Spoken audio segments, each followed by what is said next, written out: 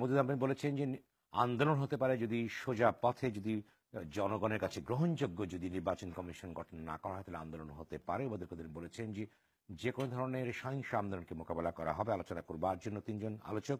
প্রথমেই শেখ রবিউল আলম, আপনি বলুন যে আপনি জানেন যে নির্বাচন কমিশন গঠন প্রশ্নে আরো আলোচনা চলছে, রাষ্ট্রপতির সাথে সংলাপ শেষ হয়েছে। রাষ্ট্রপতি বলেছেন যে এটি সরকারের সাথে একার দায়িত্ব নয়, রাজনৈতিক দলগুলোর একটি ভূমিকা রয়েছে এবং এর ভিতরে বিএনপি নানা রকম মন্তব্য বলছে তাদের বিভিন্ন অনুষ্ঠানগুলোতে, সেমিনার, সিম্পোজিয়ামে। আপনার কি বক্তব্য আছে? ধন্যবাদ আপনাকে, ধন্যবাদ আরটিভির দর্শকদেরকে। একটি স্বাধীন শক্তিশালী নির্বাচন কমিশন গঠনের, স্বতন্ত্র নির্বাচন কমিশন গঠন এবং ধরেন একটা দল নিরপেক্ষ নির্বাচন কমিশন গঠনের দাবি দীর্ঘদিন ধরে আমরা করে আসছি এবং এটা জনগণের দাবি। এবং আমাদের এই নির্বাচন কমিশন গঠনের 13 দফা একটা প্রস্তাবনা আমরা দিয়েছিলাম। সেটার উপর ভিত্তি করে রাষ্ট্রপতি মনে হয় 17 ডিসেম্বর থেকে শুরু করেছিলেন এই আলোচনার সূত্রপাত করেছিলেন 18 ডিসেম্বর থেকে, এবং এখন পর্যন্ত 31 বা 32টি দলের সাথে ইতিমধ্যে তারা রাষ্ট্রপতি আলোচনা শেষ করেছেন। আপনি যদি দেখেন তাহলে অধিকাংশ রাজনৈতিক দলগুলি যে প্রস্তাব দিয়েছে সেটাকে দুই ভাগে ভাগ করতে পারেন। কেউ আইন প্রণয়নের কথা বলেছেন যেটা সংবিধানে আছে, আবার কেউ কেউ বলেছেন একটা সার্চ কমিটি গঠন করার প্রস্তাব আকারে এসেছে। তো আপনি রাষ্ট্রপতি যদি একটা আইন করতে চান, যেটা আওয়ামী লীগের প্রস্তাব আছে যে একটা আইন করার জন্য আওয়ামী লীগ বলেছে, এবং আওয়ামী লীগ বলেছে যে এত স্বল্প সময়েও করা সম্ভব না, এবং তারা আগে যেভাবে সার্চ কমিটি হয়েছে সেরকম একটা সার্চ কমিটির কথাও বাংলাদেশ সরকারি দল আওয়ামী লীগ বলেছে। এখন সাংবিধানিকভাবে যদি আপনি দেখেন, রাষ্ট্রপতি 118 অনুচ্ছেদ অনুসারে নির্বাচন কমিশন গঠন করবেন।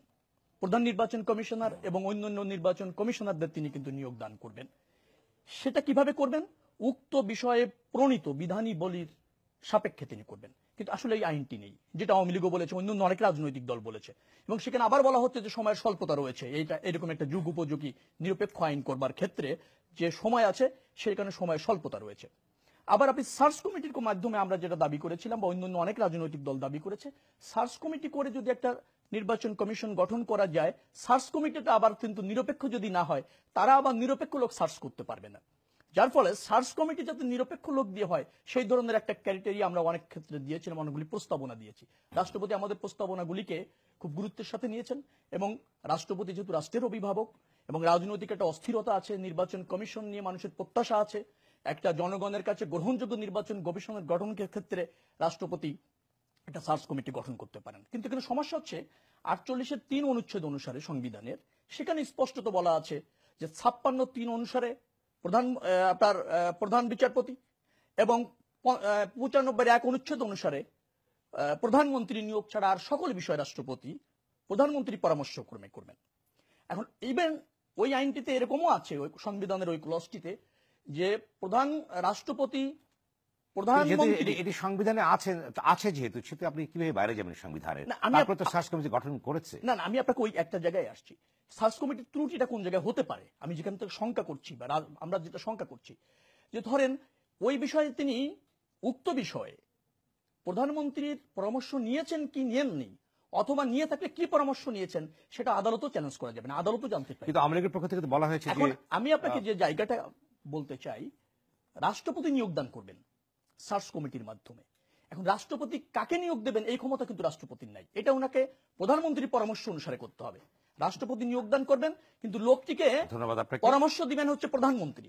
প্রধানমন্ত্রী যদি তার 48 এই যে 3 অনুচ্ছেদের এই ক্ষমতাটি রহিত করে যদি বলেন যে আমি এই ক্ষমতাটা প্রয়োগ করতে চাই না, রাষ্ট্রপতি স্বাধীনভাবে সকল দলের মতামতের ভিত্তিতে, প্রস্তাবনার ভিত্তিতে, এটা আওয়ামী লীগের পক্ষ থেকে বলা হয়েছে, প্রধানমন্ত্রী যখন গিয়েছিলেন তখন বলেছেন, সেক্ষেত্রে আপনারা কি করবেন? যেহেতু বলেছেন যে রাষ্ট্রপতি যে সিদ্ধান্ত নেবে আমরা সেটি মেনে নেব, যদি আমাদের প্রস্তাবনার বিপক্ষে যায় তাহলে মেনে নেব, তাহলে রাষ্ট্রপতি যে সিদ্ধান্ত নেবেন প্রধানমন্ত্রী সেটা মেনে নেবেন। প্রধানমন্ত্রী তো রাষ্ট্রপতির সিদ্ধান্তের বিরোধিতা করার নৈতিকভাবে কোনো সুযোগ নেই, ক্ষমতায় থেকেও কোনো সুযোগ নেই। দ্বিতীয় কথাটা আমি একটা বাক্য দিয়ে শেষ করতে চাই। রাষ্ট্রপতি কাকে নিয়োগ দেবেন সেটা কিন্তু প্রধানমন্ত্রী ইচ্ছার উপর নির্ভর করছে। যদি 48 যে অনুচ্ছেদ আছে, প্রধানমন্ত্রী ওই ক্ষমতাটা প্রয়োগ না করে রাষ্ট্রপতিকে স্বাধীনভাবে কাজ করতে দেন এবং ওই ব্যক্তিকে চয়েস করার সুযোগ দেন, তাহলে সকল রাজনৈতিক দলের প্রত্যাশা পূরণ হবে বলে আমি মনে করি। ধন্যবাদ আপনাকে। ফায়জুল হক রাজু, আপনি বলুন যে ওনাদের